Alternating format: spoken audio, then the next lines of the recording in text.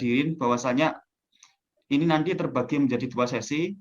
Yang pertama yaitu sesi pemateri yang akan memaparkan secara tuntas tentang Islam berkemajuan.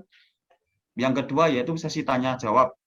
Dan hadirin bisa sambil mendengarkan juga mempersiapkan pertanyaan via chat yang telah tersedia untuk kemudian nanti di forum tanya jawab akan dibacakan. Kepada pembicara, waktu dan tempat kami persilakan.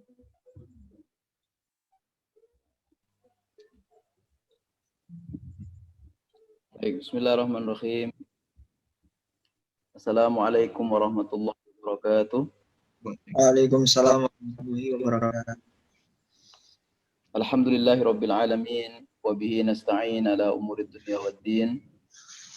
Assalatu wassalamu ala asyrafil anbiya'i wal mursalin nabiyina Muhammadin wa ala alihi wa ashabihi wa man ittaba'ahum bi ihsanin ila yaumiddin. Qala Allah Ta'ala fil Qur'anil Karim, a'udzu billahi minasy syaithanir rajim. Bismillahirrahmanirrahim. Ata amrullahi fala tasta'jiluh subhanahu wa ta'ala amma yushrikun. Yunazzilul malaikata birruhi min amrihi ala man yasha'u min ibadihi an anziru annahu la ilaha illa ana fattaqun. Sadaqallahul azim wa sadaqa rasuluhul karim wa nahnu ala dhalika minasyahidin wa syakirin. Amma ba'du. Yang saya hormati Mas Zia yang menjadi penghubung sekaligus senior rupanya di komunitas alumni YIN Surakarta ini, para pimpinan di vokal IMM YIN Surakarta, dan juga para adik-adik sekalian aktivis IMM di Surakarta, dan juga semuanya yang sempat hadir di acara ini. Pertama, tentu saja saya berterima kasih kepada panitia yang sudah memberikan undangan, memberikan kesempatan untuk silaturahim dan beramal soleh di malam ini. Kita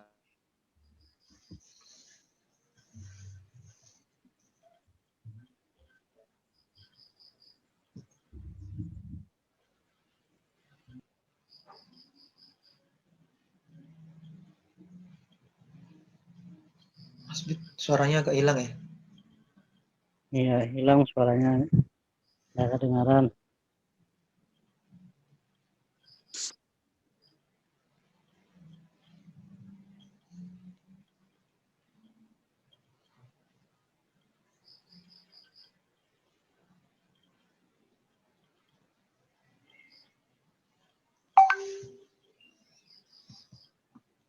Ya ini.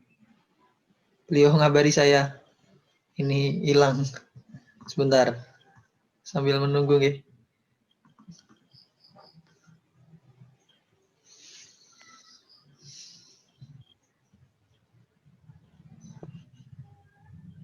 kok ngilang sendiri ya? Mungkin Pak Kiai Maaf. menghilang juga. Iya, menghilang, Iya. tiba-tiba menghilang itu. Sama-sama menghilang itu. Hilang. Nggak ada suaranya. langit. Ya, baik.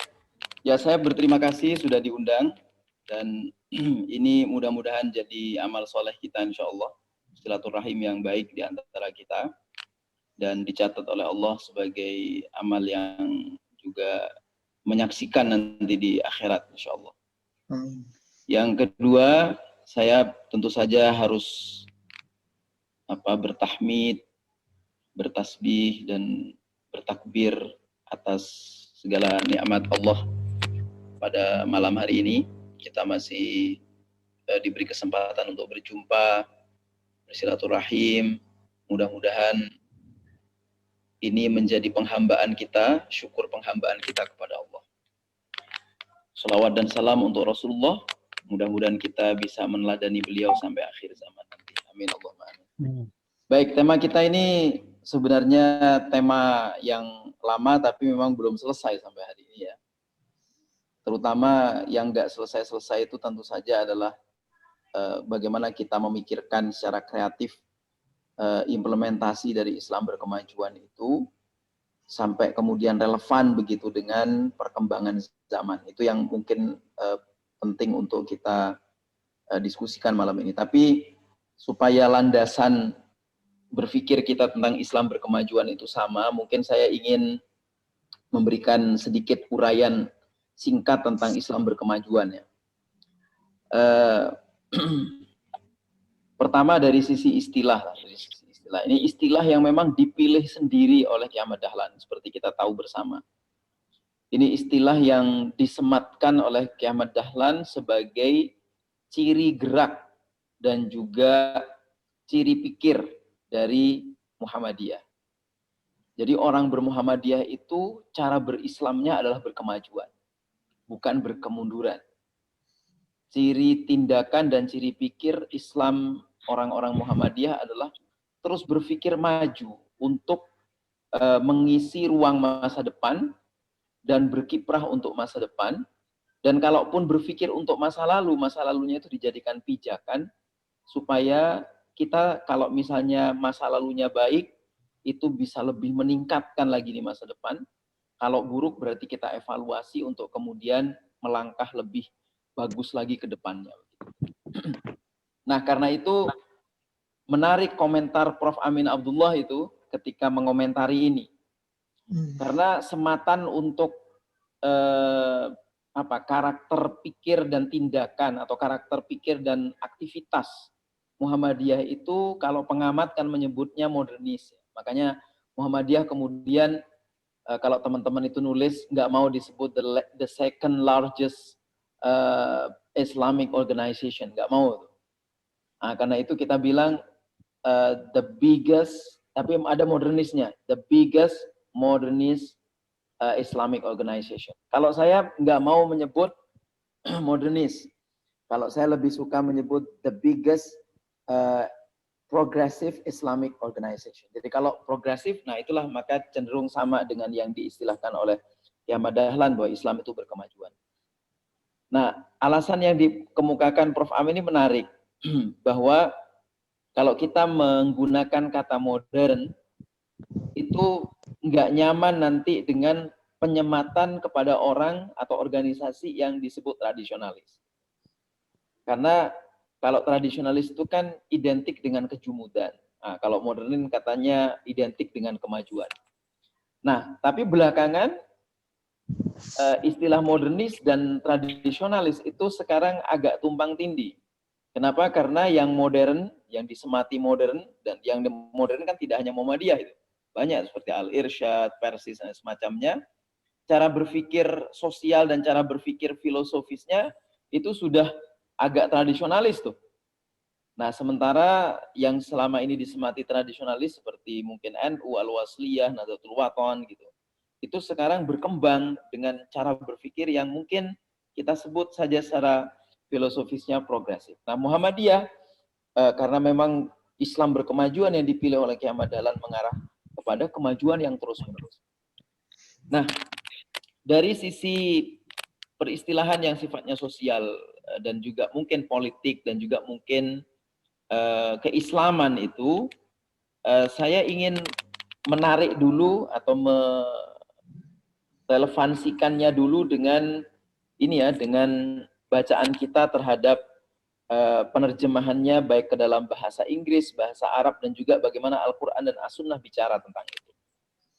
Misalnya dari sisi bahasa Inggris ya, di bahasa Inggris itu untuk menyebut sebagai modern atau sebagai berkemajuan itu banyak tuh. Ada modern tadi, kemudian ada reformis, ada juga revivalis, ada juga transformis, gitu. Terus ada lagi kalau bahasa Arabnya itu dua itu cuman disebutnya, mujaddid atau tajdid, gerakan tajdid, dan gerakan islah. Gitu. Gerakan islah. Nah, kalau saya dengan membaca beberapa literatur ya, bahwa mungkin yang lebih pas untuk penerjemahan yang dimaksudkan oleh Ki Ahmad Dahlan, bahwa Muhammadiyah itu Islam berkemajuan, yaitu mungkin yang paling tepat adalah reformis dan transformis gitu. Reformis dan transformis. Kenapa tidak revivalis gitu? Nah, kalau revivalis ini hanya menyatakan kebangkitannya, semangat saja. Semangat. Seperti islamisasi ilmu itu kan termasuk gerakan revivalis. Kemudian juga gerakan-gerakan yang hanya simbolik-simbolik itu kebanyakan revivalis. Nah, Muhammadiyah tidak ke sana. Muhammadiyah itu bahkan kadang-kadang kalau disebut oleh para senior itu, kita itu sepi ing pamrih, rame ing gawe. Sehingga orang teriak-teriak tentang ini pencitraannya, ini yang dilakukan ini, Muhammadiyah enggak, biasa saja. Yang penting berkiprah. Nah, itulah kita tidak revivalis, kita reformis. Kita mengisi sesuatu dengan pembaharuan yang baik. Pada saat yang sama, kita melakukan perubahan di masyarakat. Yang dirubah apanya? Pola pikir, pola tindakan, dan aktivitasnya. Contoh misalnya, kalau dulu bukan berarti kita nggak setuju tahlilan. Tahlilan sebenarnya nggak ada yang melarang. Kiamat Dahlan tidak melarang tahlilan sebenarnya. Bahkan sebagai penganut mazhab Syafi'i dalam sisi sholat waktu itu ya, Kiamat Dahlan bukan menolak tahlilnya, tapi yang ditolak adalah cara berpikir masyarakatnya. Sehingga beliau kemudian mencoba mengubah sistem berpikir masyarakat itu, bahwa tahlilan itu kalau sistemnya begini, maka kurang bagus untuk perubahan masyarakat. Dan itu akan memberatkan masyarakat. Maka kemudian ada perubahan di situ. Tentang kiblat waktu itu. Nah, yang menarik lagi saat ini tentang sikap terhadap COVID, ya kan? Kita tahu bahwa mazhab COVID itu banyak sekali. Ada mazhab, kalau kemarin yang awal-awal tuh ada mazhab konspirasi, sampai hari ini masih banyak tuh mazhab konspirasi. Wah, ini konspirasi, ini Cina bertarung sama Amerika, Amerika bertarung sama apa lagi, Cina punya target begini, Amerika punya target begini, yang membawa virus pertama begini. Wah, simpang siur apalagi di era disruptive information begini, semua informasi bisa menjadi post truth gitu, dan kita menerimanya kadang-kadang sebagai kebenaran, padahal itu kita belum tahu benar atau tidaknya. Maka saya kadang-kadang kalau ngelihat broadcast itu saya lihat apakah banyak huruf kapitalnya atau enggak. Kalau banyak huruf kapitalnya itu biasanya hoax itu. Ya seperti itulah kira-kira. Nah, tentang COVID ini kan ada mazhab konspirasi, ada mazhab ekonomi, ada mazhab kesehatan, ada mazhab acuh tak acuh gitu. Nah, ini Muhammadiyah di mana? Muhammadiyah itu lebih berpikir tentang penyelamatan bangsa dan penyelamatan siapapun yang terpapar begitu. Sehingga yang dilakukan Muhammadiyah dua tuh. Melakukan pengobatan, tapi pada saat yang sama melakukan pencegahan. Maka kampanye Muhammadiyah yang kemudian disebut progresif dari sisi COVID adalah kita satu melakukan pencegahan, kampanye pencegahan. Yang kedua menyiapkan fasilitas untuk pengobatan. Maka rumah sakit Muhammadiyah tersedia untuk itu. Nah, ini kan progresif sekali. Progresif di tengah orang berdebat tentang apakah ini konspirasi, apakah yang diperlukan itu kesehatan atau yang diperlukan itu ekonomi, kita nggak berdebat, kita bekerja. Kita bekerja untuk itu, dan maka ketika semuanya sibuk begitu, bahkan antara pemerintah dan masyarakat sibuk berantem terus gitu, bahkan Menteri Kesehatannya yang sekarang sudah diganti sampai tidak sempat menyediakan data yang akurat tentang pasien-pasien COVID berapa dan siapa yang perlu ditangani segera, khususnya tidak ada. Muhammadiyah sudah punya datanya dengan baik. Nah, ini progresif sekali. Nah, makanya reformis, progresif, dan transformis, bukan revivalis. Nah, dari sisi tadi, dari sisi bahasa Arabnya ada tajdid, ada islah. Jadi tajdid itu memang melakukan pembaharuan, tapi kita berpikirnya islah, bukan untuk bersaing, bukan untuk politik, bukan untuk gagah-gagahan, tapi islah. Islah itu berarti untuk berbuat yang terbaik, berbuat kebaikan, berbuat perdamaian, berbuat sesuatu yang lebih bermanfaat untuk masyarakat luas. Gitu. Sehingga, nah di sini Islam berkemajuannya Muhammadiyah itu memang muslih. Dia adalah muslih. Mujaddid sekaligus muslih. Tajdid gerakannya sekaligus islah gerakannya. Bukan sekedar tajdid untuk pencitraan, tajdid untuk politik, tajdid untuk sesuatu yang sifatnya duniawiyah belaka, tapi memang benar-benar untuk melakukan perubahan yang nyata di masyarakat. Gitu. Nah, karena itu kemudian kalau di hadis Rasulullah Muhammad SAW itu kan menarik itu.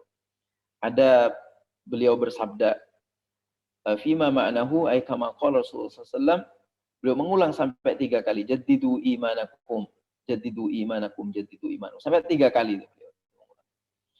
Nah, kemudian para sahabat yang sempat hadir waktu itu bertanya kepada Rasulullah SAW, kaifa nujaddidu imanana ya Rasulullah, bagaimana kami memperbaiki iman kami, bagaimana kita melakukan tajdid terhadap iman kami ya Rasulullah. Maka Rasulullah kemudian bersabda kembali, qala jaddidu imanakum biqauli la ilaha illallah. Perbahagilah atau tajdidlah, perbaharuilah iman kamu dengan mengucapkan la ilaha illallah Muhammadur Rasulullah. La ilaha illallah Muhammadur Rasulullah. Nah, tajdid itu memang basisnya kemudian akidah. Tajdid itu basisnya adalah tauhid. Kiamat Dahlan dalam membangun gerakan Islam berkemajuannya itu adalah pada aras tajdidnya. Nah, memang belakangan ini kalau penelitiannya Pak Munir Mulkhan itu kan sampai ada Muhammadiyah Al-Ikhlas ya, yang fokusnya kepada tajdid dalam bidang tauhid ini, sehingga kemudian tidak mau TBC, dan TBC-nya kemudian mengarah kepada akidah yang pengakidahan murni. Nah, padahal sebenarnya kalau mau dipakai sebagai alat analisis, tidak begitu itu. Tidak hanya begitu gitu maksudnya. Bahwa tauhid itu bisa diaplikasikan di mana-mana. Maka misalnya waktu itu Pak Amin Rais, Prof. Amin Rais mengatakan bahwa tajdid itu berada pada aras tauhid sosial. Tauhid sosial berarti apa? Di situ harus berdampak kepada ruang-ruang sosial, ruang-ruang politik, ruang-ruang kebudayaan kita. Memang tidak menyentuh ekonomi. Jadi tauhid sosial Pak Amin Rais adalah kita melakukan kritik terhadap politik, kritik terhadap sosial, kritik terhadap kebudayaan. Jadi tajdidnya adalah tajdid bagaimana orang kembali kepada visi tauhid. Visi tauhid itu enggak sekedar ibadah kepada Allah, kita tidak mensekutukan Allah, tapi dalam ruang-ruang yang berbeda itu bisa berbeda juga. Maka misalnya kita tahu Pak Amin Rais, seperti barusan saya katakan, tauhid sosialnya adalah untuk apa? Untuk mengarah kepada kritik sosial waktu itu. Mengarah kepada kritik politik waktu itu. Maka istilah beliau suksesi waktu itu luar biasa dampaknya. Istilah beliau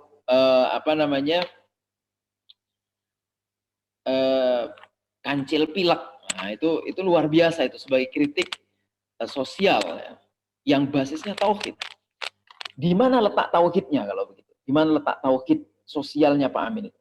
Di samping dalam aras paradigma sosialnya waktu itu, beliau juga meskipun kemudian bergerak masuk ke ruang politik, tapi waktu di Muhammadiyah, beliau sebagai ketua waktu itu misalnya, tidak punya orientasi politik sama sekali.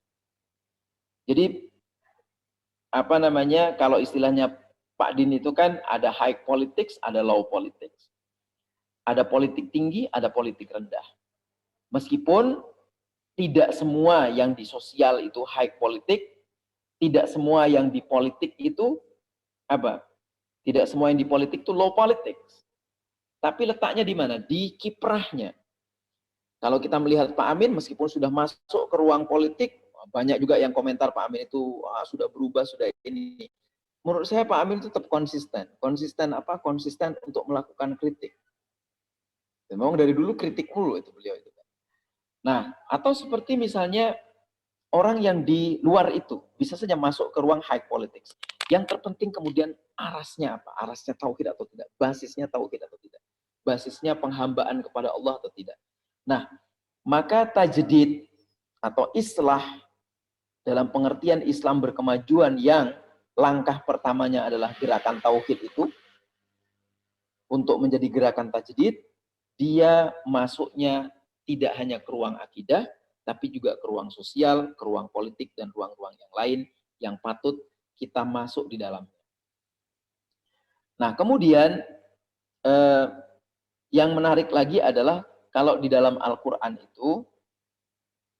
islah itu biasanya berkaitan dengan dua hal. Yang pertama adalah amal, dan yang kedua adalah kita menjaga amanah bumi. Kita menjaga amanah bumi.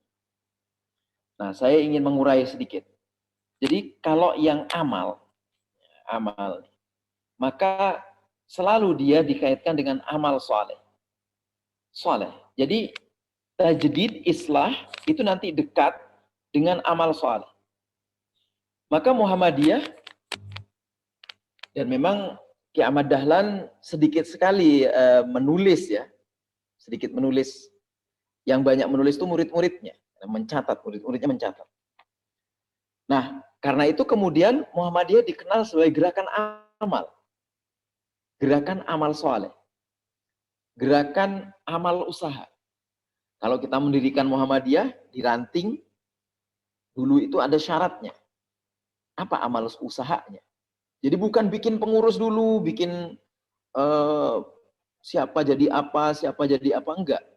Dulu, di zaman-zaman dulu, dan sekarang saya kira masih berlanjut, kalau kita ingin mendirikan sebuah ranting, sebuah komisariat, bahkan kalau di IMM, komisariat juga di IPM, dan yang lain-lain, ortom kita, itu apa? Amal usaha. Kampung-kampung, Aisyah itu punya apa? Punya Bustanul Atfal, punya PAUD, dan banyak sekali amal-amal usaha. Yang itu kemudian kategorinya bisa yang amalnya itu bersifat sustainable, ya, bersifat terus-menerus.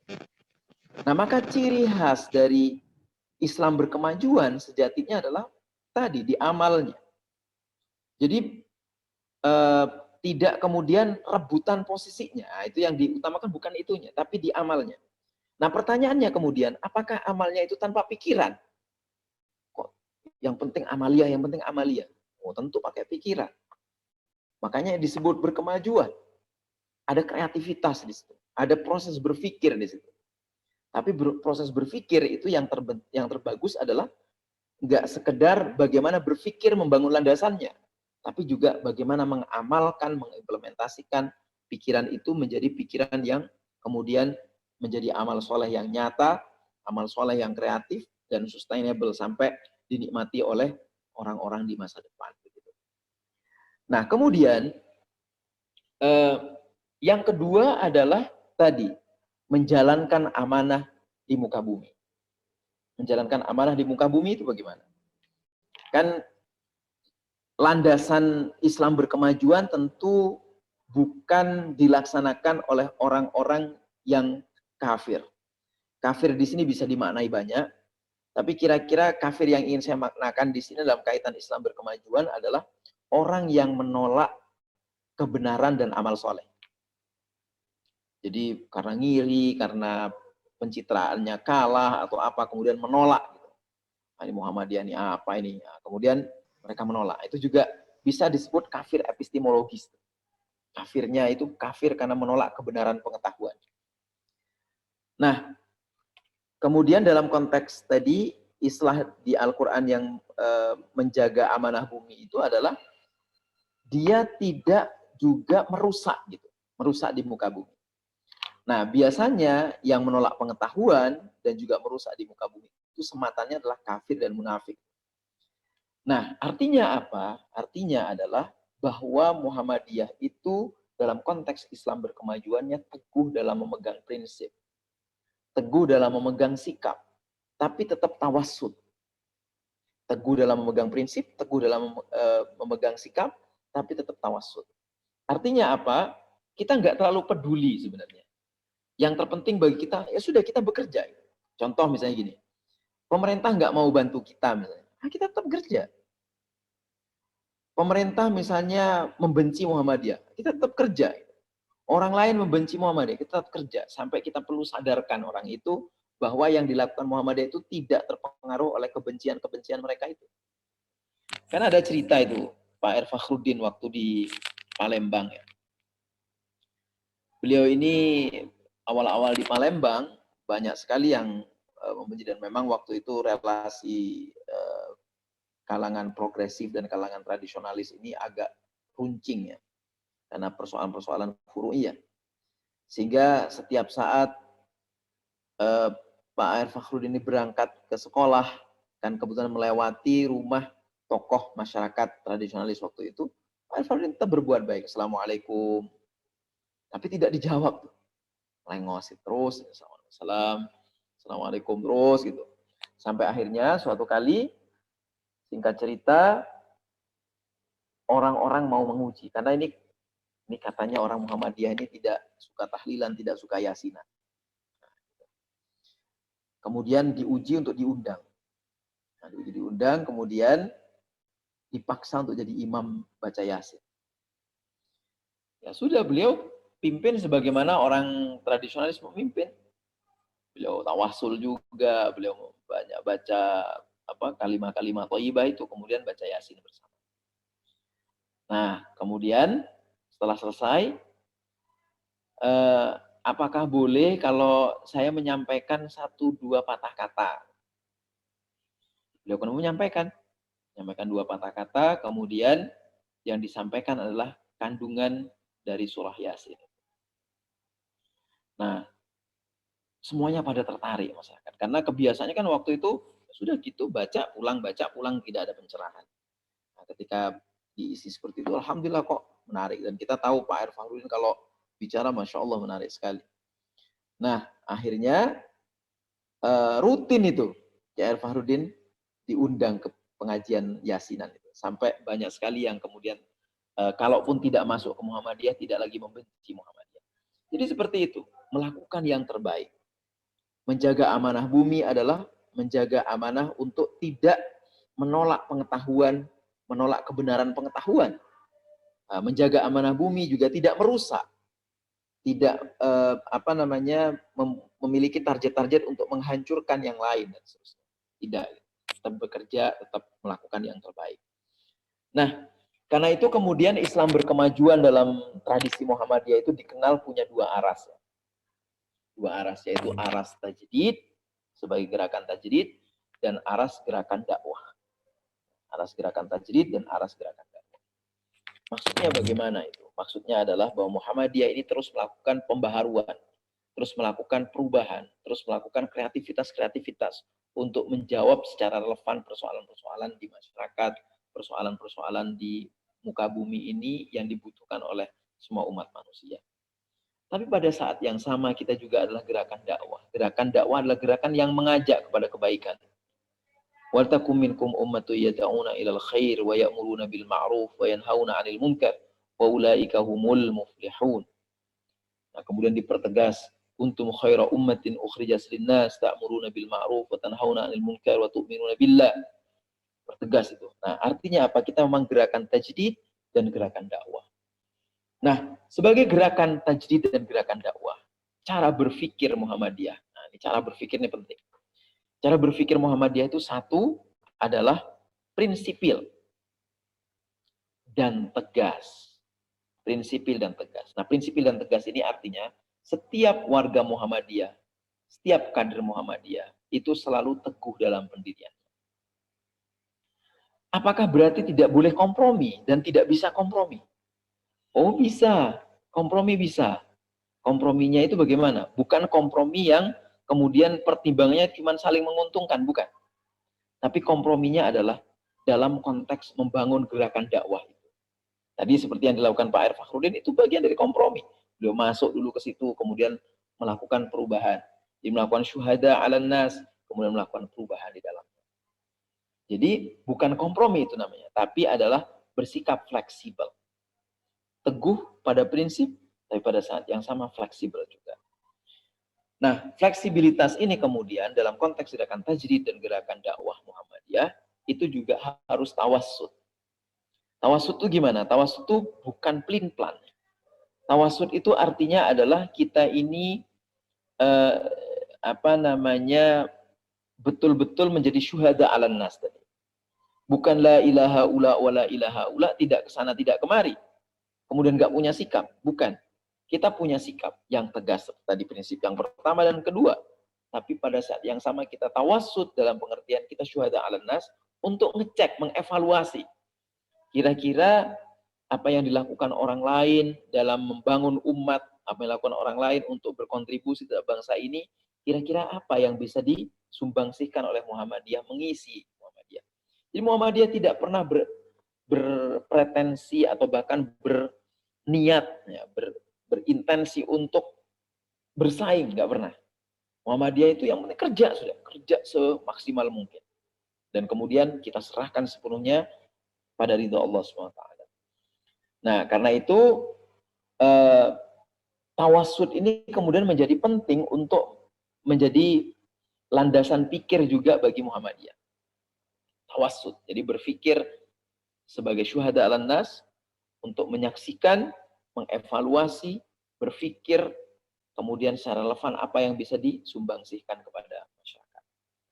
Nah, kemudian sikap dan landasan pikir yang lain dari Muhammadiyah yang Islam berkemajuan itu adalah cinta ilmu. Cinta ilmu itu gimana? Jadi kita semuanya itu basis bergeraknya adalah ilmu. Basis bergerak kita itu penelitian. Ki Ahmad Dahlan itu ketika mengubah kiblat misalnya, itu bukan nggak pakai penelitian, bukan nggak pakai sinau dulu, itu sinau dulu itu. Belajar betul itu. Belajar benar. Sehingga kemudian beliau mengatakan, oh ini kiblatnya kok kurang, nyerong ke kiri, nyerong ke kanan. Gitu. Nah itu pakai ilmu itu. Termasuk misalnya PKO yang dibangun oleh salah satu murid Ki Ahmad Dahlan, ya kan, penolong kesengsaraan umum waktu itu. Itu juga pakai ilmu. Landasan ilmunya apa? Landasan ilmunya adalah landasan ilmu tentang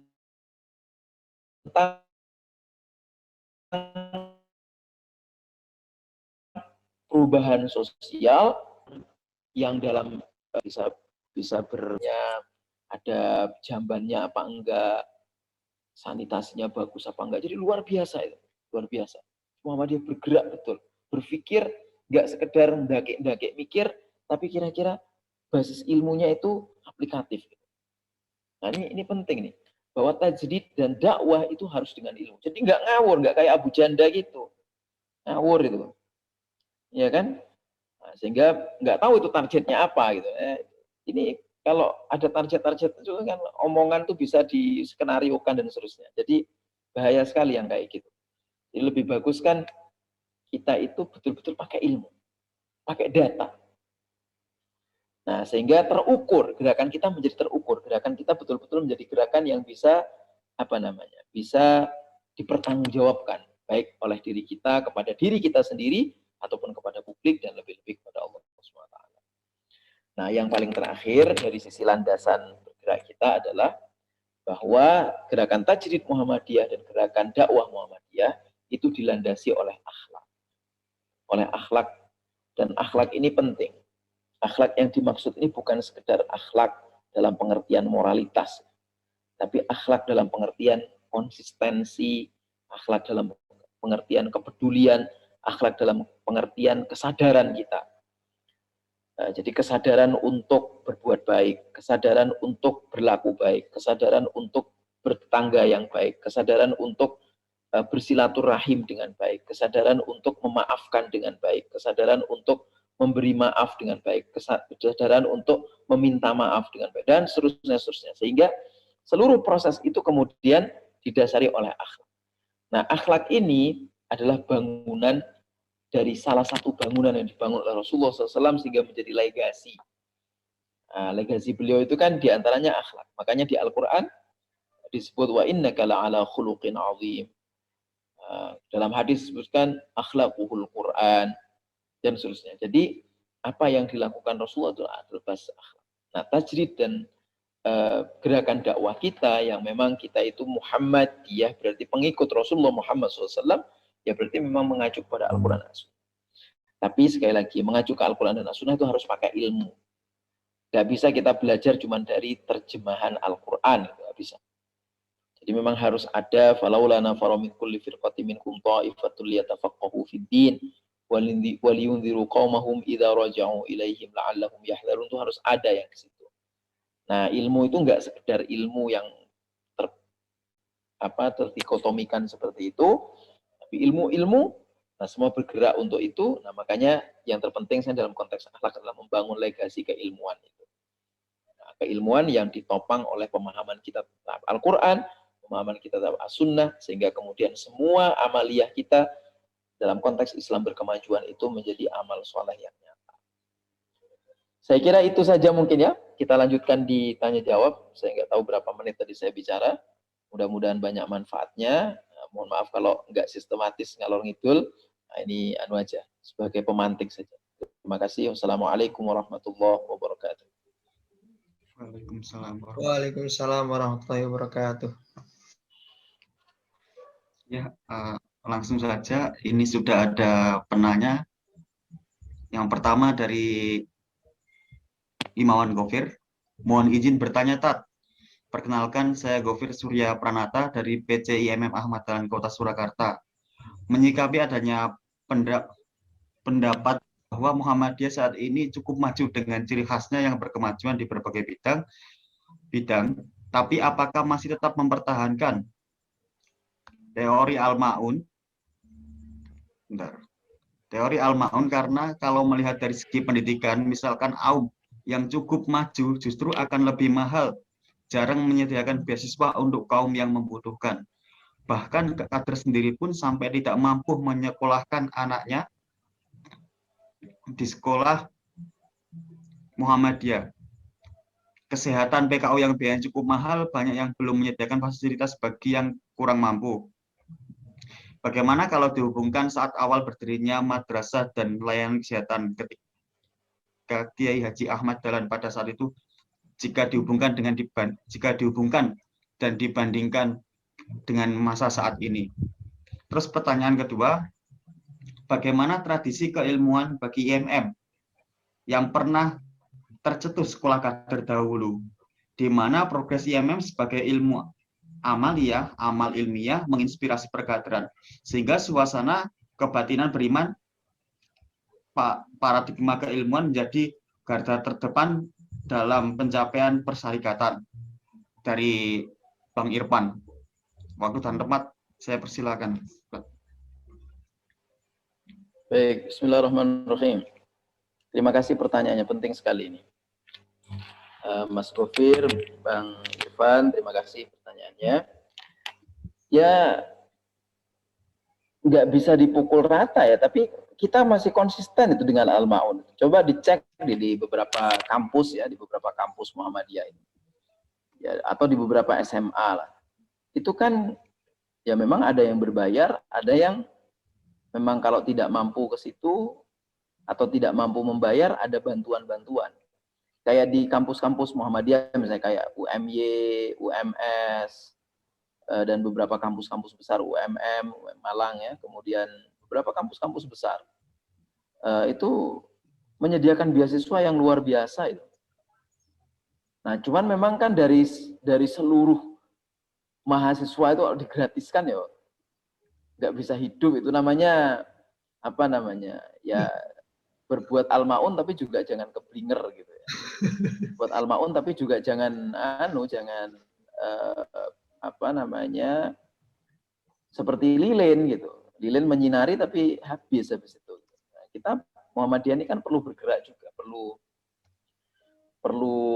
apa namanya? Lentera yang bergerak dan kemudian lenteranya itu menjadi luar biasa. Nah, kemudian juga ya kalau SD, SMP, ini di SMP kami, SMP Muhammadiyah juga menyediakan beasiswa yang cukup banyak juga.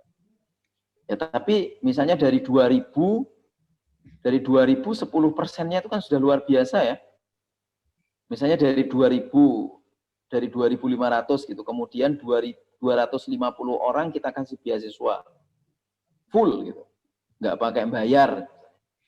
Itu kan sudah luar biasa itu. Nah, ini SD, SMP, SMA itu juga sama lah. Jadi prinsipnya tidak kemudian dipukul rata atau semuanya harus gratis. Jadi Al-Ma'un itu nggak semuanya gratis.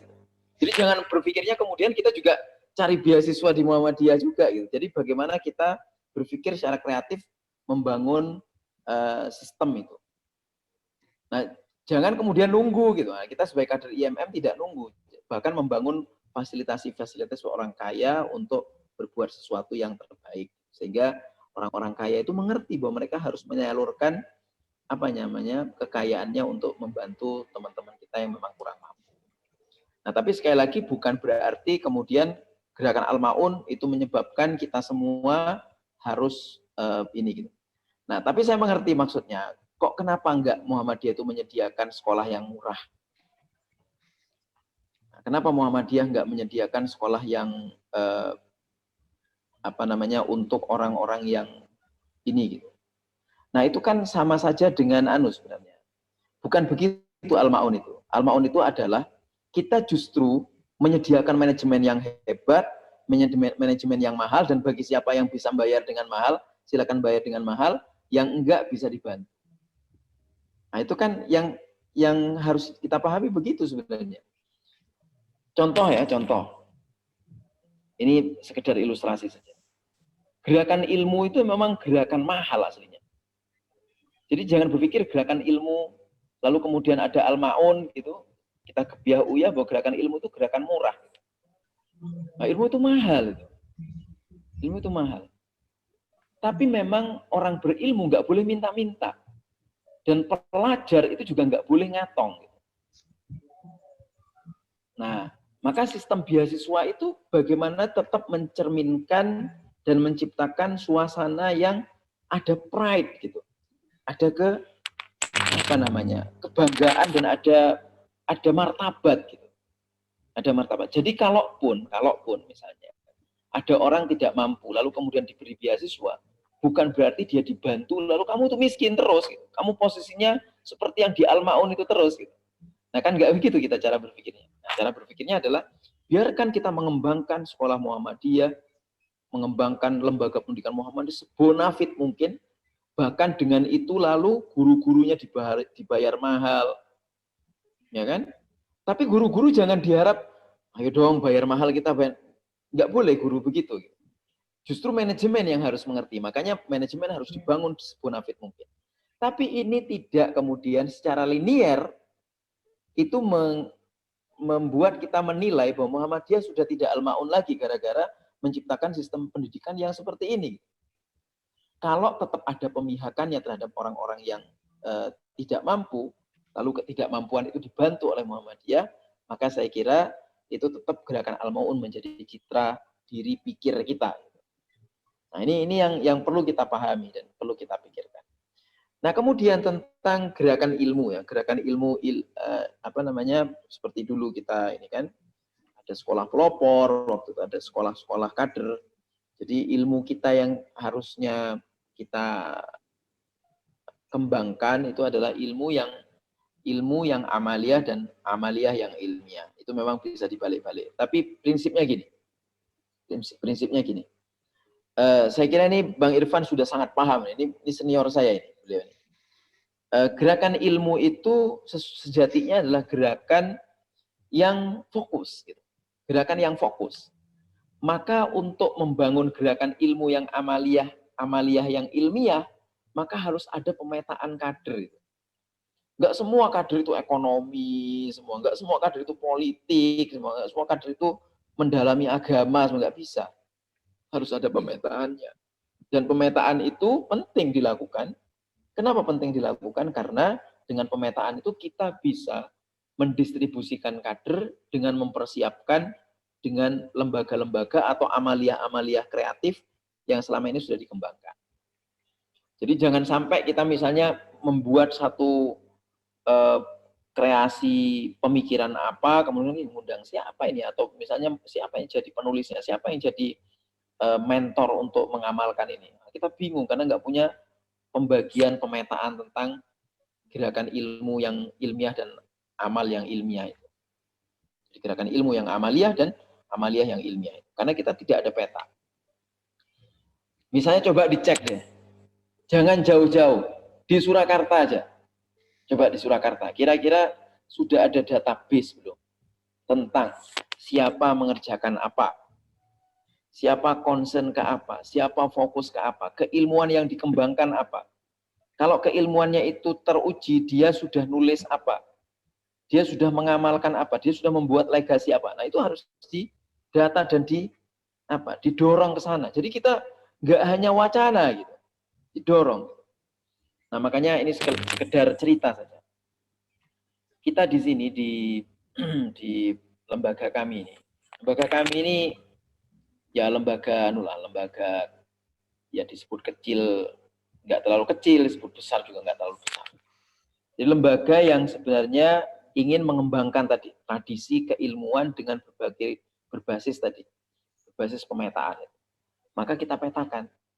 Memang aras dasarnya adalah harus ilmu agama.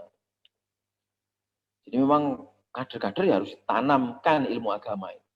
Tanamkan ilmu agama yang dasar, harus ngerti sholat yang baik itu gimana, harus mengerti kewajiban zakat itu gimana, harus mengerti kewajiban berpuasa dan sunnah-sunnahnya itu bagaimana, harus mengerti beradab yang baik terhadap guru itu bagaimana, harus mengerti beradab kepada santri yang lain bagaimana, harus mengerti beradab kepada orang tua seperti apa, bagaimana dia berinteraksi dengan Al-Quran, bagaimana dia berinteraksi dengan buku, dia dididik begitu.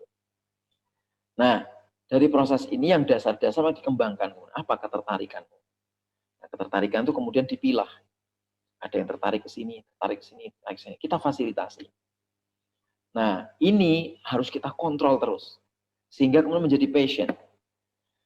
Nah, saya kalau mengamati ya beberapa lembaga di negara-negara muslim, negara-negara muslim, atau negara-negara yang di ASEAN inilah, di ASEAN itu. Atau kita bandingkan coba dengan di Eropa, memang jauh dari sisi inilah, dari sisi pemetaan. Contoh paling kecil. Kita di mana namanya? Saya pernah belajar sebentar di Inggris. Saya berinteraksi betul dengan anak-anak kecil. Bagaimana saya ingin tahu sebenarnya bagaimana sih belajar di PAUD itu, bagaimana sih belajar di SD mereka itu, bagaimana belajar di SMP mereka sampai SMA. Jadi mereka itu sejak SMP itu sudah diarahkan kepada apa yang mereka suka untuk pelajari. Dan itu akan menjadi passion mereka di masa depan. Dan dari situ mereka berkiprah. Cuman karena memang kelemahannya di Eropa itu, karena memang negara yang individualistis, maka tidak ada seperti kita.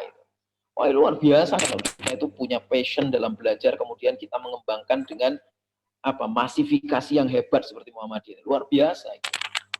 Misalnya, jadi ada teman itu yang di SMP, dia sudah ngerti mau jadi apa. Nah, maka dia ini dari SMP cerita ini. SMP itu dia suka biologi. Maka dia belajar biologi. S1-nya biologi, S2-nya biologi, S3-nya biologi. Terus saya tanya, kamu nggak bosan apa ya? Enggak. Terus ini lebih menarik lagi, karena yang diteliti itu kupu-kupu. Kupu-kupu yang diteliti. Kira-kira kalau kita mikir, apa manfaatnya ya? Untuk Muhammadiyah, kalau misalnya ada kader Muhammadiyah meneliti tentang kupu-kupu. Nah, tapi bagi negara yang modern, negara yang sudah maju, itu luar biasa. Dari sisi lingkungan itu luar biasa, karena setiap hal itu mesti apa? Rabbana ma khalaqta hadza batila subhanaka faqina adzabannar. Jadi nggak bisa apa manfaatnya kok ngurusi kupu-kupu itu. Jadi kita itu berpikirnya kadang-kadang berpikir yang grand design, tapi nggak pernah mikir bahwa grand design itu ditopang oleh yang begini-begini, yang passion. Seandainya semuanya itu punya passion sejak SMP, dan mereka ditanya mau kuliah kemana, itu sudah fix gitu, fix saya mau kuliah ke sini. Nah, itu luar biasa hasilnya. Kenapa hasilnya luar biasa? Akan ada lompatan yang besar, karena orang yang belajar dengan suka, belajar dengan passionnya, itu akan lebih lompatannya itu besar. Nah, sekali lagi ilmu amaliyah dan amaliyah ilmiah itu harus ditopang oleh tidak sekedar semangat ideologis dan semangat teologis seperti tadi tentang IMM itu, tapi juga seperti IMM kan punya 3 kompetensi dasar. Jadi ada religiusitas, kemudian intelektualitas dan humanitas. Ini berkaitan, bersambung, nggak sendiri-sendiri berdirinya. Karena nggak berdiri sendiri, maka harus ada pemetaan. Siapa yang nanti yang ngurusi humanitarian? Siapa yang ngurusi intelektualitas murni? Siapa yang ngurusi masjid? Nah, ini ngomongin masjid, agak nyelimur sedikit ya, ngomongin masjid. Jadi masjid kita ini, masjid Muhammadiyah, saya pernah tanya itu, berapa sih masjid Muhammadiyah? Masjid Muhammadiyah itu katanya 5.000 lebih. Siapa yang ngurus itu? Ada nggak kader IMM yang ngurus? Yang jadi day to day ngurusi itu? Jarang itu kita temukan kan? Jarang sekali kita temukan, terutama yang di kampung-kampung, jarang kita temukan. Nah, oleh karena itu, jadi kembali ke persoalan kita, maka yang kita butuhkan adalah tidak sekedar membicarakannya sebagai jargon, tapi sampai teknis detail harus kita urai, sehingga betul-betul menjadi gerakan yang hebat. Gitu mungkin ya. Terima kasih banyak.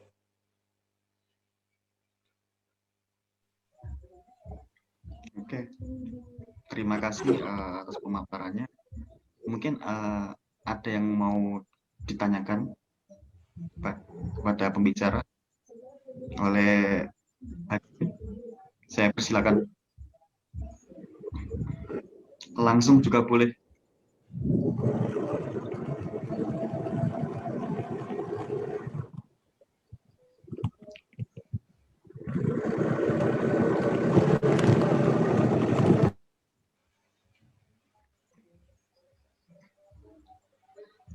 Silakan, silakan.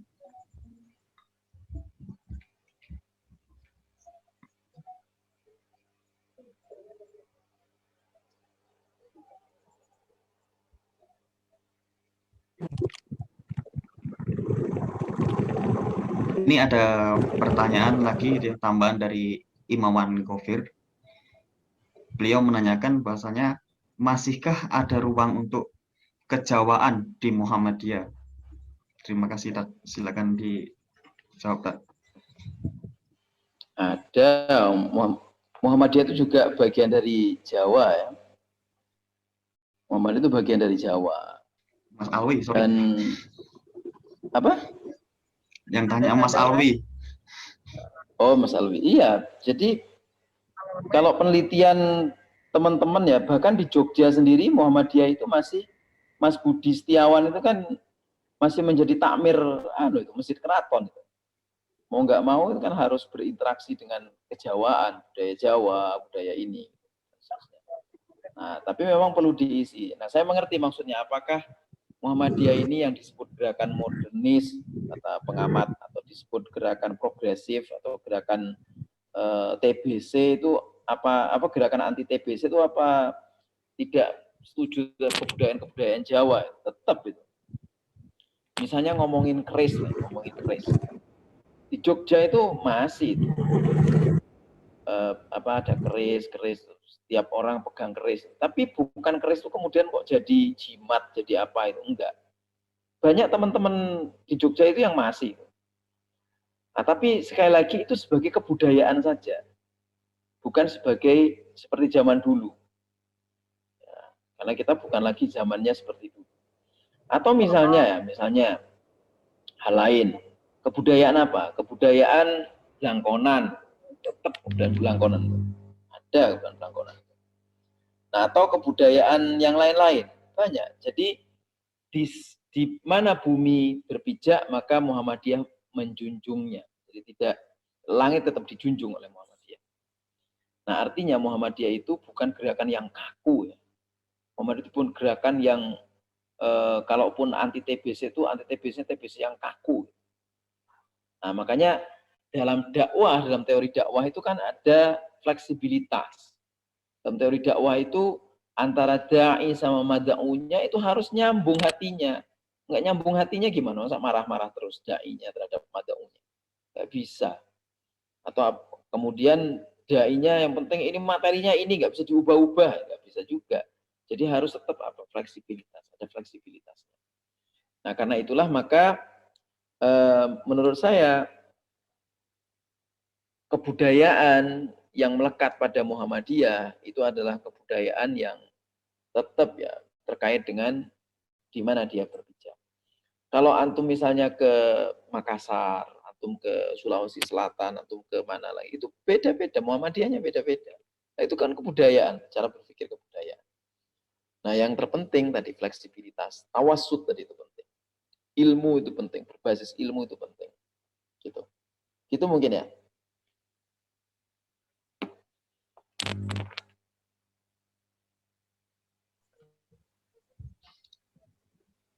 Oke, terima kasih.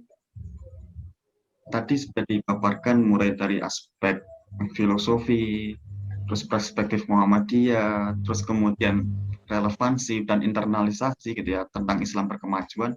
Mungkin dari hadirin masih ada yang bingung gitu ya tentang konsep Islam berkemajuan gitu ya di masa pandemi seperti ini gitu ya. Bahkan dulu saya sendiri juga pernah khawatir itu waktu KKN gitu ya. Bagaimana ketika suatu saat nanti kajian Ahad pagi itu hilang gitu ya. Untuk dakwah Muhammadiyah ke masyarakat-masyarakat yang masih tradisional tuh bagaimana gitu ya. Karena Muhammadiyah hanya memiliki budaya untuk menyentuh masyarakat bawah itu hanya dengan kajian Ahad pagi. Gitu. Mungkin bisa di ya banyak cara lah ya. Jadi ya memang situasinya lagi pandemi kayak begini, di kampung-kampung tuh masih bergerak loh, nggak kaku. Jadi tetap protokol kesehatan dijalankan. Jadi misalnya kayak di Lamongan ini saya setiap bulan tuh masih mengisi pengajian tarjih offline, tapi dengan apa namanya protokol kesehatan yang ketat. Di sebulan sekali saya mengisi pengajian tarjih di Lamongan. Dan itu pembahasannya sangat intens sekali. Sangat intens. Mengacu kepada buku-buku tarjih, putusan tarjih, tapi kemudian kita kembangkan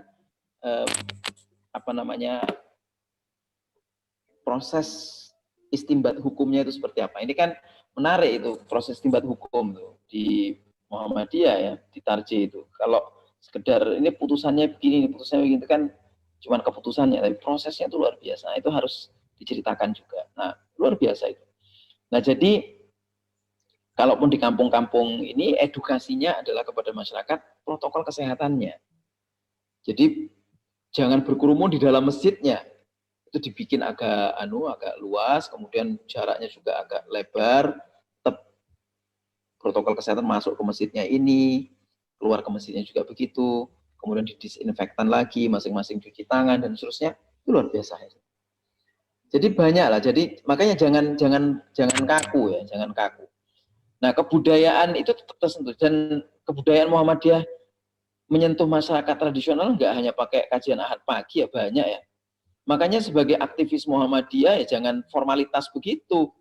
Itu kan cuma formalitas, artinya pengajian ketemu cuma di pengajian nggak ketemu, nggak ada serawungnya.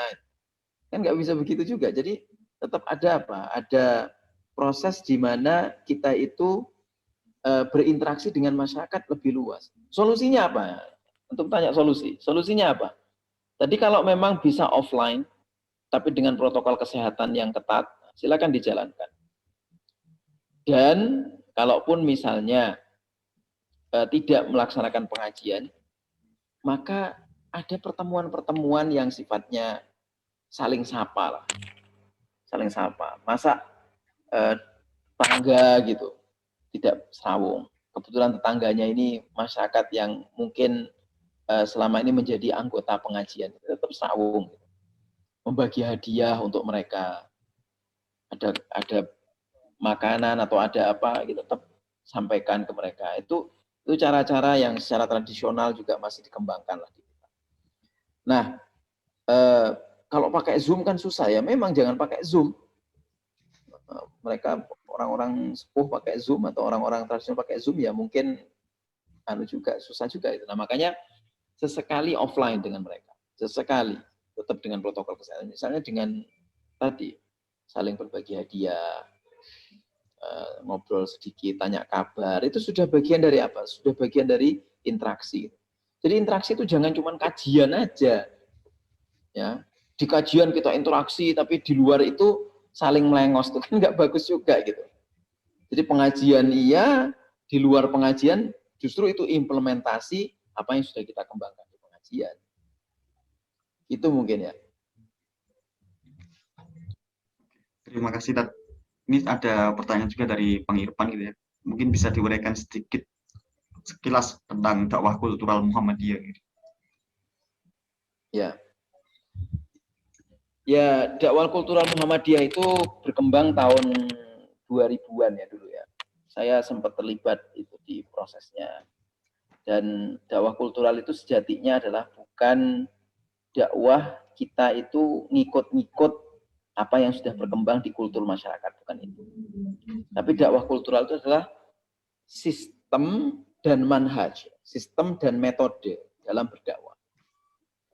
Nah, contoh misalnya, ketika kita ke Bali, nah, Bali ini kan rumit ini. Bali itu mayoritas Hindu dan seterusnya. Tapi kalau kita pahami kultur masyarakat Hindu, saya sempat itu. Jadi ada 9 titik komunitas Muslim di Hindu itu, di Bali. Yang keseluruhannya itu Muslim. 9 titik komunitas Muslim. Dan itu keturunan-keturunan para orang-orang besar lah, ulama-ulama besar. Dan sampai sekarang masih berkembang. Jadi kalau kita mau berdakwah mengembangkan Islam di sana, dimasuk ke sini. Nah ini kultural namanya. Pendekatan kultural. Kultural dengan begitu ada 2 itu pemaknaannya. Kultural berarti tidak struktural, tidak politik, dan tidak organisatoris.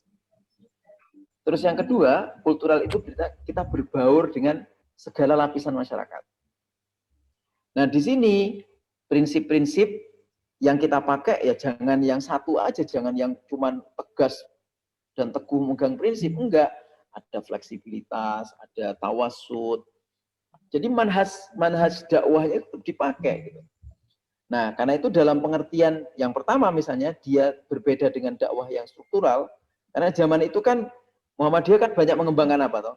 Ayo jadi PNS, ayo jadi pegawai ini, ayo masuk ke situ. Coba mengembangkan dakwah di situ. Nah, semuanya arahnya ke struktural. Menteri-menteri banyak Muhammadiyah, pegawai-pegawai banyak Muhammadiyah, masuk situ. Nah, seperti itu. Itu struktural namanya. Nah, yang kultural sekarang 2 juga pengertiannya. Secara manhaji itu berarti kita berbaur dengan segala lapisan masyarakat, dan secara manhaji juga, tapi yang dari sisi thoriqahnya, dari sisi metodenya, itu adalah kita metodenya door to door, ketemu, dan lalu masuk ke cara pikir mereka. Masuk ya, bukan meniru cara pikir mereka, tapi masuk ke cara pikir mereka. Contoh kalau di Bali, nah saya contohkan lagi. Dulu itu waktu awal mula pencetusan dakwah kultural itu kan tanwirnya di Bali. Saya waktu itu masih ketua umum DPP IMM. Nah, saya ikut itu sana. Nah, apa yang dilakukan waktu di sana itu? Yang dilakukan adalah kan tari Bali. Pertanyaannya tari Bali ini boleh apa enggak? Kalau kita kaku-kakuan itu tari itu secara fikih enggak boleh. Nah, tapi ada pandangan lain, makanya fikih itu jangan kaku-kaku amat. Tari itu boleh. Loh, kalau tari Bali itu kan nggak pakai apa, pakai sanggul apa segala macam. Nah, saat itu aktivis Muhammadiyah menari Bali tapi pakai jilbab. Wah, luar biasa tuh. Pakai jilbab tapi terus tetap pakai pernak-pernik untuk tari Bali. Matanya juga yang melolok-melolok gitu. Itu kan luar biasa. Ini juga bagian dari dakwah kultural. Mengisi ternyata tari Bali juga bisa pakai jilbab. Dan itu menyalahi pakem memang. Tapi kita masuk ke pikiran mereka, kita isi pikiran mereka dengan model kultural yang didasarkan pada apa yang kita yakini sebagai Islam berkemajuan. Islam yang kira-kira benar secara akidah, benar secara tauhid tadi. Itu contoh ya. Nah, atau contoh lain misalnya kalau di mana?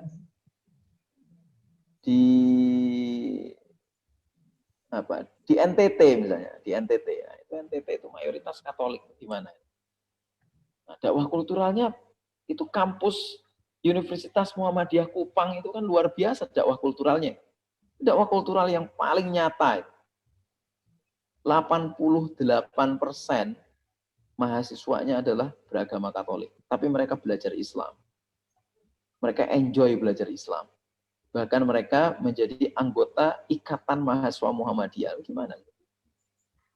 Itu kan kultural sekali. Nah, dia menjadi anggota Ikatan Mahasiswa Muhammadiyah. Cuman memang tidak datang di tanwir, tidak datang di muktamar, itu nggak datang. Tapi mereka merasa mengenal Muhammadiyah. Dan mereka merasa dalam tanda kutip berhutang budi pada Muhammadiyah. Nah ini kan luar biasa ini.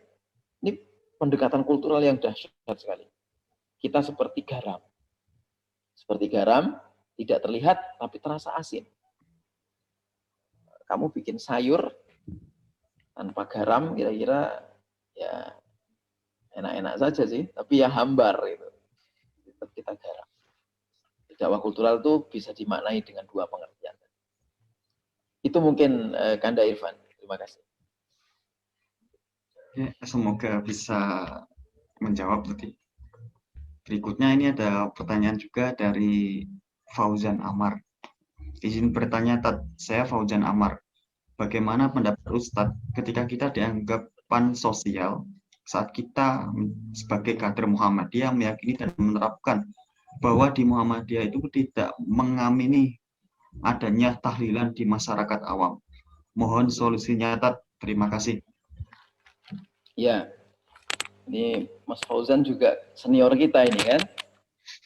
Ya, Mas senior kita kan, Mas Fauzan Amar senior kita ini ya. Saya punya pengalaman ya, untuk ini. Ada dua pengalaman.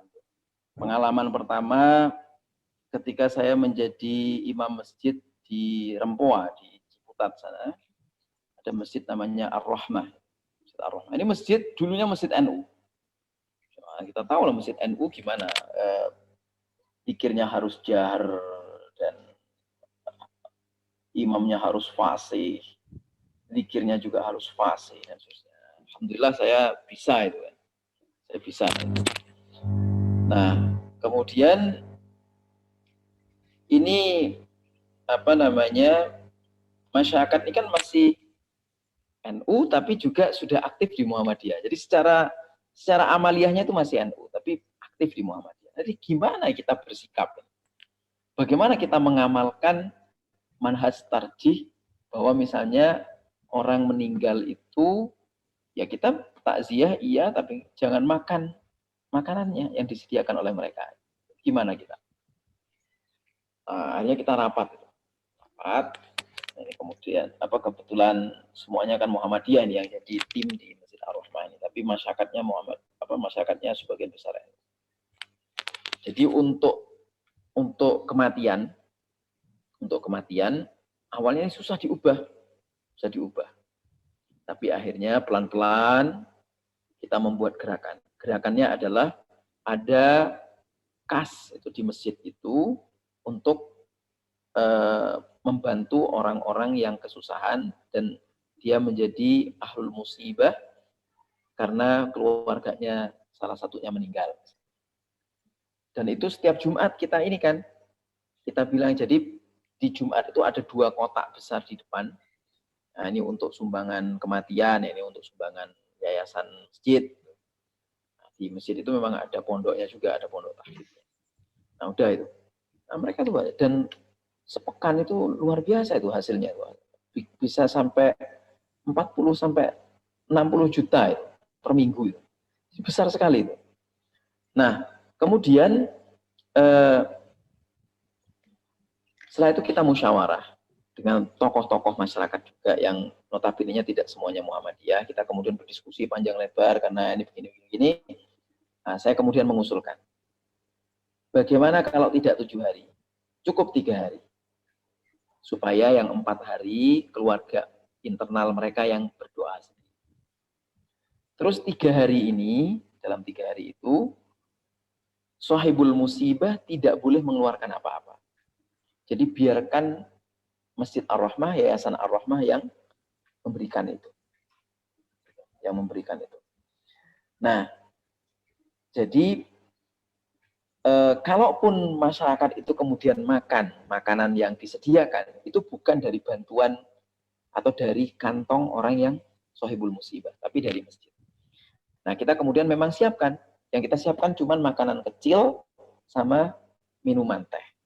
Tapi tidak dari Sohibul Musibah. Sohibul Musibah cuma cukup, sudah tinggal terima beres saja. Nanti kita ada tim pengurusnya. Nah, apa yang kita pangkas kemudian? Tidak 7 hari. Yang kedua, sama seperti prinsipnya Kiai Ahmad Dahlan, sebenarnya bukan menentang tahlilnya, tapi menentang bagaimana tahlil itu dilaksanakan. Yang sampai zaman itu orang utang-utang demi apa?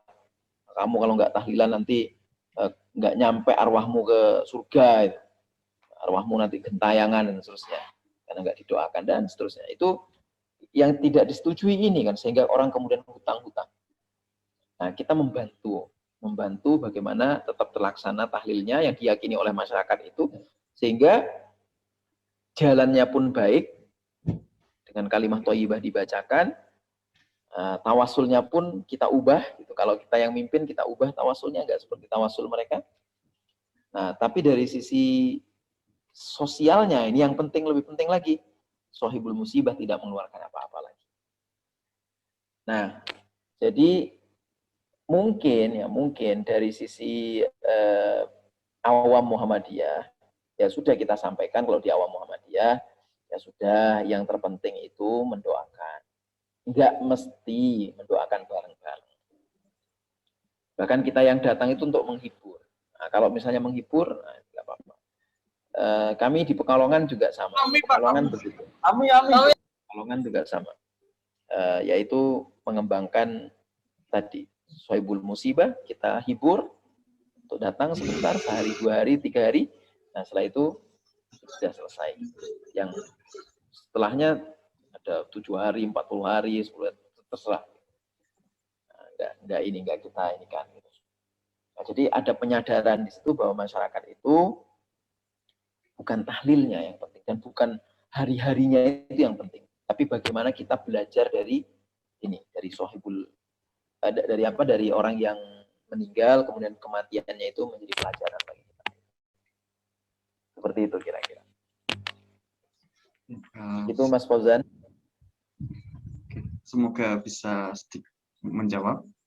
Terus selanjutnya, ini mungkin pertanyaan terakhir dan nanti sekaligus dikasih closing ya, Tat ya. Yeah. Tadi sempat disampaikan bahwa IMM sebagai ilmu. Mohon set dan gerakan. Terima kasih. Itu sudah dijelaskan tadi ya. Ya, ini ditanyakan lagi nih. Ya, kalau mau diulang sedikit, jadi kira-kira IMM itu gerakan ilmu ya. Memang dasarnya itu ilmu. Namanya mahasiswa ya harus berilmu. Berilmu itu gimana? Banyak baca. Orang mau berilmu itu harus banyak baca. Banyak baca, banyak belajar, banyak menulis, banyak berpikir, berkreativitas, dan berdiskusi. Nah, ketika berdiskusi jangan bilang, oh kamu teori aja. Enggak, karena memang diskusi itu harus didiskusikan. Teori itu harus didiskusikan sampai kemudian mendiskusikan hasil yang sifatnya praktis. Nah, setelah menghasilkan sesuatu yang praktis, coba diamalkan pelan-pelan. Nah, inilah yang disebut gerakan ilmu yang amaliyah, amal yang ilmiah itu disebut. Jadi harus banyak baca. Jadi bukan cuma sekedar ngomongnya nggak berdasar, nggak ada analisisnya, nggak ada datanya, tetap harus ada datanya. Harus ada bacaannya. Ada teori yang dikutip, ada teori yang dikembangkan. Nah, sehingga kalau itu berkembang betul, maka ilmu yang menjadi gerakan atau simbol gerakan IMM itu betul berkembang. Jadi bukan sekedar jargon dan simbol. IMM itu gerakan ilmu, kompetensi, religiusitas, intelektualitas, dan humanitas. Itu berhenti di situ. Kamu sehari baca berapa halaman buku? Atau kamu selesai satu buku itu berapa hari? Harusnya kan kalau mau betul gerakan ilmu itu ada gerakan baca. Coba antum tanya itu, kader-kader IMM Surakarta. Kira-kira sehari baca buku enggak? Kalau misalnya dari 1000 atau sebulah 100 kader IMM Surakarta, hanya 10 yang membaca, ya jangan berharap IMM jadi gerakan ilmu. Gitu. Harus separuhnya minimal. cuman 10%-nya ya nggak mungkin jadi gerakan ilmu. Itu hanya jargon itu. Nah, jadi kalau 100 kader IMM juga 100-100-nya itu membaca, 100-100-nya menulis dengan konsentrasi bisa bidang masing-masing, ya nggak mesti bidang agama semuanya. Kemudian dia mengembangkan sampai menjadi citra amaliyah yang ilmiah. Nah, maka IMM akan menjadi gerakan ilmu betul itu. Nah, seperti itu. Jadi gerakan ilmu itu gerakan yang betul-betul digerakkan, bukan gerakan yang hanya diwacanakan. Seperti itu. Jadi sebagai closing, jadi Islam berkemajuan itu Islam yang arasnya ilmu. Nah, sekali lagi ilmu itu harus dengan data, dengan bacaan, dengan analisis yang tajam. Nah, itu ilmu. Nah, Islam berkemajuan juga fleksibel, meskipun ada prinsipnya, tapi fleksibel dan tawasul. Itu Islam berkemajuan. Nah, karena itu yang paling terakhir, kader-kader Muhammadiyah itu patut untuk berilmu semuanya dengan konsentrasi bidangnya masing-masing. Nah, kemudian dia menciptakan kreativitas keilmuan itu menjadi kreativitas yang penting dan juga menjadi legasi di masa depan, sehingga orang dapat mengambil manfaatnya dari itu. Saya kira begitu, Mas Moderator. Terima kasih banyak atas undangannya. Dan mohon maaf kalau ada yang kurang dan lebih, ada kata-kata yang kurang berkenan. Mohon dimaafkan. Akhirnya, nun wal qalami wa ma yasturun, fastabiqul khairat. Wassalamualaikum warahmatullahi wabarakatuh. Waalaikumsalam warahmatullahi wabarakatuh. Oke, terima kasih pada pemateri Ustadz Bid, sama-sama dari Lamongan. Ya. Oke. Selanjutnya, sebelum saya tutup gitu ya, yang perlu digarisbawahi adalah ini, yang saya tangkap bahwasanya Muhammadiyah ini adalah gerakan tajdid, sekaligus Muhammadiyah adalah gerakan Islah gitu ya. Basisnya adalah akidah, terus yang kemudian amal serta amanah bumi, jadi menjaga bumi. Demikian yang dapat saya berikan atau yang dapat saya sajikan.